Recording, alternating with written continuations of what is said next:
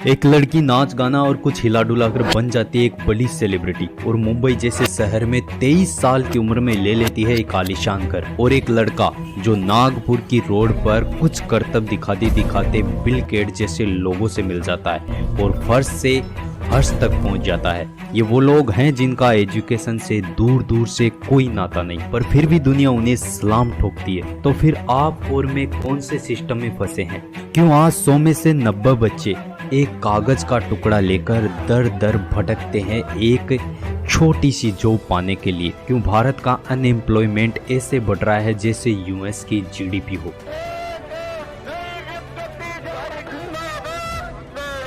दोस्तों, क्यों कोई एजुकेशन के पीछे इतना पागल हुए जा रहा है? दोस्तों, इंडिया में हर साल 10 मिलियन लोग अपनी ग्रेजुएशन कंप्लीट करते हैं और वो सभी जब एजुकेशन करने आए थे तब उन्होंने सभी ने एजुकेशन के साथ सपने देखे थे।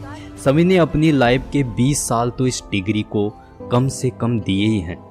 उन्हें भरोसा रहता है कि इस कागज के टुकड़े में वो ताकत होती है जो एक नौकरी, एक छोटी सी नौकरी तो उन्हें मिल ही जाएगी। उन्हें भरोसा होता है, पर होता क्या है?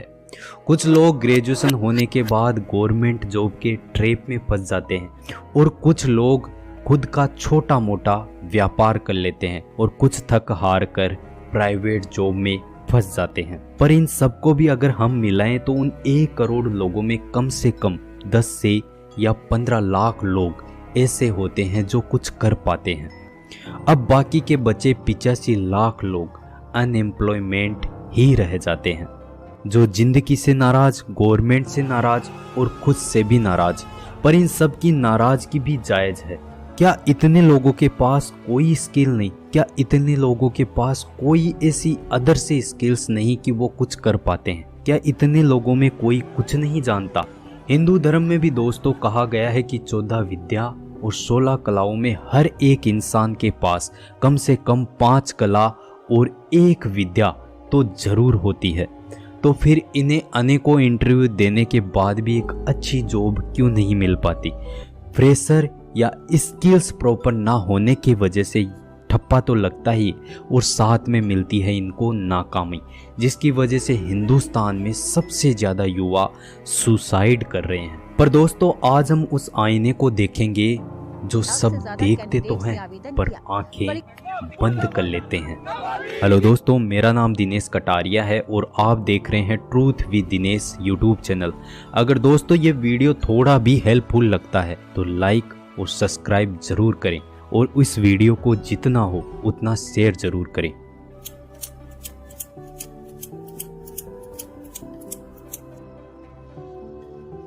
दोस्तों, हमें आज की शिक्षा को समझने के लिए समय में बहुत पीछे जाना पड़ेगा। उस काल में चलते हैं जिसको हम सब वैदिक काल बोलते थे। भारत में एजुकेशन की शुरुआत तब से है जब आप और मैं नहीं थे, नहीं कोई सत्ता थी, थे तो सिर्फ गुरुकुल और उनकी शिक्षा। पर गुरुकुलों में दी जाने वाली शिक्षा इतना प्रबल थी कि उनसे निकला हर एक बच्चा उस समय एक योद्धा की तरह काम करता था। 8 साल का बच्चा जब 25 साल का हो जाता तब गुरुकुल से चला जाता था। उसके बाद वो इतना सक्षम रहता कि चिकित्सा से लेकर सहस्त्र ज्ञान का अनुभव उस बच्चे में रहता। उस समय एक शिक्षा थी जिसे होलिस्टिक डेवलपमेंट यानी संपूर्ण विकास, बच्चे का पूरी तरह से ध्यान दिया जाता। बच्चा हर चीज को जानता था। इसके साथ ही और भी बहुत शिक्षाएं थी जिसमें पर्सनालिटी ग्रोथ यानी व्यक्तिगत विकास, आध्यात्मिक प्रगति, प्रकृति और समाज के प्रति जागरूकता, पीढ़ी दर पीढ़ी ज्ञान को कैसे बढ़ाना है और कल्चर को अपने कैसे बढ़ाना है, इन सब की भी नॉलेज दी जाती थी। हर व्यक्ति के जीवन में सेल्फ कंट्रोल और अनुशासन होना जरूरी होता है। उस समय ये भी शिक्षा अलग से होती थी। ये सब सिखाया जाता था और यही कारण था कि गुरुकुल के बच्चे सर्वश्रेष्ठ होते थे, हर काम को जानने वाले होते थे और खुद को इतना बिल्ड कर लेते थे, फिर सामने कितनी भी चुनौती भरा कार्य हो वो उसे करने के लिए तत्पर तैयार रहते थे। गुरुकुल चले गए, वैदिक काल चला गया, उसके बाद कई युग आए और समय समय पर शिक्षाएं बदलती रही। परंतु भारत की शिक्षा सबसे महत्वपूर्ण तब बदली ईस्ट इंडिया की शुरुआत हुई, यानी अंग्रेज आए।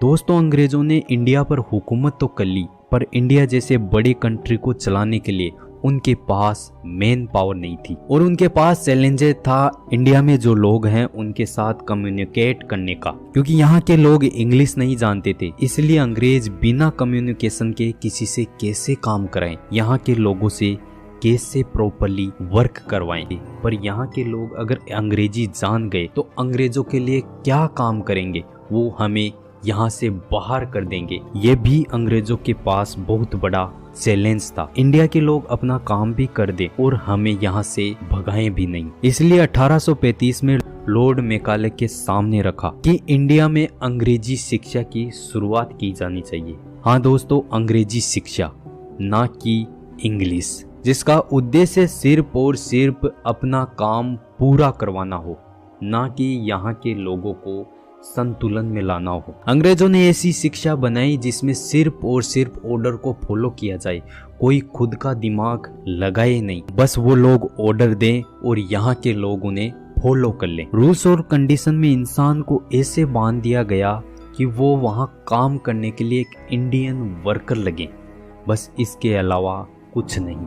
और दोस्तों, हुआ भी ऐसे ही। लोग इंग्लिश सीखने की चाह में उनके साथ काम करने लगे और 1,68,000 अंग्रेज 40 करोड़ हिंदुस्तानियों पर हुकूमत करने लगे और इन सब का साथ दिया इंडियन वर्कर ने। पर दोस्तों, आज जब सब कुछ बदल गया है तो एजुकेशन को अब क्यों नहीं सुधारा गया? दोस्तों, किसी भी बड़ी कंपनी और गवर्नमेंट खुद को भी चलाने के लिए मैन पावर की जरूरत होती है। देश आज़ाद होने के बाद गवर्नमेंट लोगों के घर घर जाकर जॉब और उनके साथ काम करने को लिए कहती थी, पर उसके बदले लोगों को ना तो प्रॉपर पैसा मिलता और न ही वो गवर्नमेंट के साथ मिलकर काम करने के इच्छुक थे। बहुत से लोग तो ऐसे थे जो गवर्नमेंट जॉब मिलने के बाद भी उसे छोड़ दिया करते थे। पर धीरे धीरे गवर्नमेंट को भी ये समझने आने लग गया कि देश को चलाना है तो अपन को शिक्षा वही अंग्रेजों वाली घिसी पिटी रखनी पड़ेगी। और हुआ भी फायदा, गवर्नमेंट को मेन पावर मिलती रही और आज हर बंदा गवर्नमेंट जॉब के लिए भाग रहा है। पर कंडीशन अब ये हो गई कि चपरासी की जॉब पाने के लिए भी लाखों लोग फॉर्म भरते हैं। हो रहा है, जिसके लिए 37 लाख से ज्यादा कैंडिडेट्स ने आवेदन किया। दोस्तों, वीडियो में लगी जानकारी कैसी लगी कमेंट बॉक्स में अपनी राय जरूर दें। इस वीडियो को बनाने का उद्देश्य आज स्टूडेंट के साथ और समाज के साथ जो हो रहा है वो दिखाना मात्र था। अगर आपके पास कोई आइडिया है तो वो गवर्नमेंट एजुकेशन सिस्टम हैशटैग करके इस कमेंट बॉक्स में जरूर लिखें। धन्यवाद दोस्तों, मिलते हैं ऐसी अगली वीडियो में। तब तक बने रहिए हमारे साथ। जय सिया राम।